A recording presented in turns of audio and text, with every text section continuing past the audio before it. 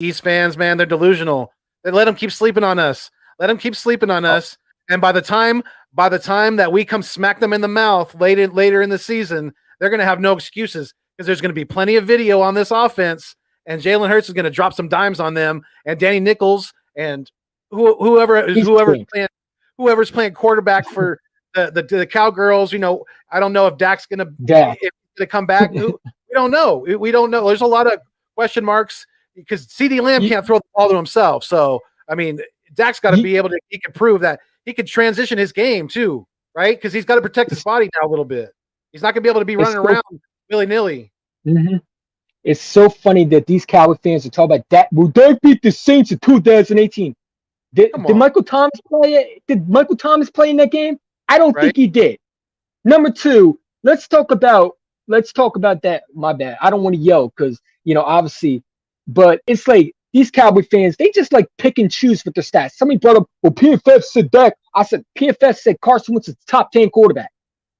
These Cowboy fans love to pick and choose what they want. PFF, in my opinion, stands for pathetic football focus. They don't know football. They're a bunch of bunch of dummies that get paid millions. They're probably written by Max Kellerman, okay? Because let's be real, Max Kellerman should be off the TV. I don't know how you could sit there like this dude talk all about Jalen Hurts. Now he's sitting there saying he don't believe in him. This is why I don't listen to these analysts. Yeah, it feels like they take what we're saying and they use it on their channel. Like, I would say something like this: like, the Eagles are going to be very competitive, and tomorrow will be the Eagles are going to be competitive, and they'll use it like, you don't think they're watching our channels and trying to copy anything? Like, come on. Right. But Jalen Hurts is very disrespected, man. Listen, the dude's a second-round pick.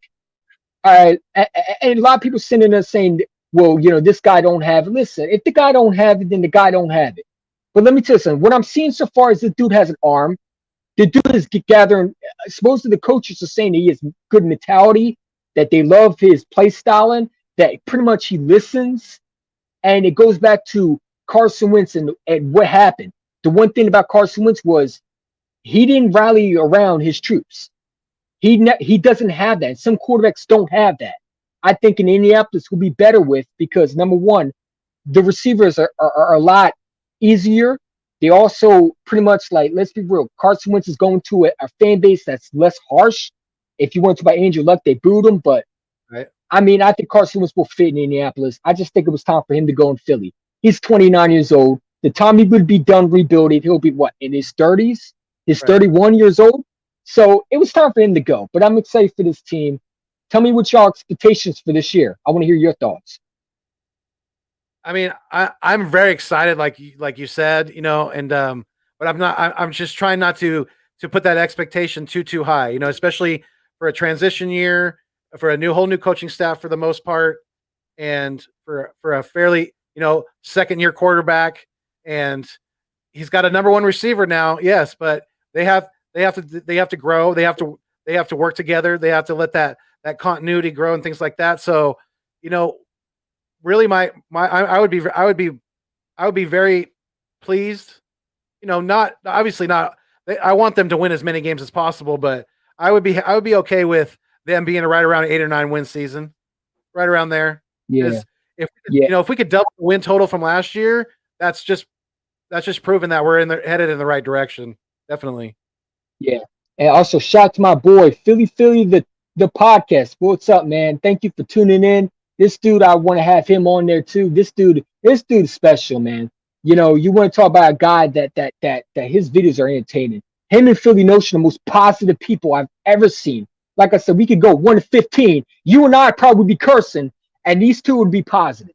Like, you know what I'm saying? By the way, YouTube flagged one of my videos. I guess me saying Howie Roseman is an idiot. I guess that's copyright. Whatever, man. It is what it is. Are you serious? Yeah. YouTube copyrighted one of my videos from a year ago. When my first video, saying Howie Roseman got to go.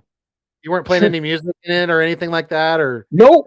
No? All I said was, Howie, pack up your bags and get the heck out of here. I guess that was intentional harassment. If that's the case, I'm glad they It haven't is what seen my it is. content. I'm glad they haven't seen my content yet because they're gonna be out That's all my videos before the draft. That's for sure. That's why I'm not hesitant to get 1K, because then I have to change everything, and I'm not willing to change everything. Listen, I will be polite, but I have to get, like, if I have to, like, speak my mind, and I'm not afraid of making people mad. People like these, like a lot of Eagle fans want to please these subscribers. You're not going to please everybody. There's just That's why a lot of people don't like me. I mean, there's a lot of Eagle fans that hate me because I'm a person that I don't care who you are. You know, if I disagree with something, then I'm going to say it. One of my videos is I didn't like the Ryan Kerrigan video. I didn't like the Ryan Kerrigan signing, and the reason why I didn't like it was not because he's not a good player. It's because he's 32 years old.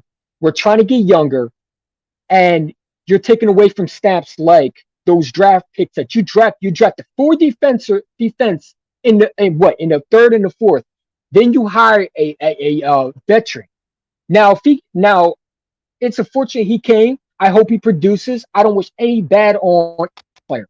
I hope Right. he produces. Heck, I hope J.J. Arcega-Whiteside proves me wrong. But he looks like a stiff in practice. Yeah. God, I hope this dude goes, man. I every time I see his face, I go back to DK Metcalf.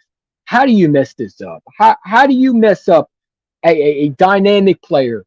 You know what I'm saying? I'm glad you got Devontae Smith now. Hopefully he produces, which I think he is. You know, people talk about his size. You got these Giant fans, bad dog, posting a video saying this guy needs a biscuit. The dude has always been small. So I'm That's excited for Devontae Smith. It's going that's to be the funny thing. when he destroys the Giants. Right. That's the thing with Devontae. Okay, move past that size issue, which to him, because he could beat press coverage, and he has vertical jumping ability. So the size really isn't that big of an issue for him.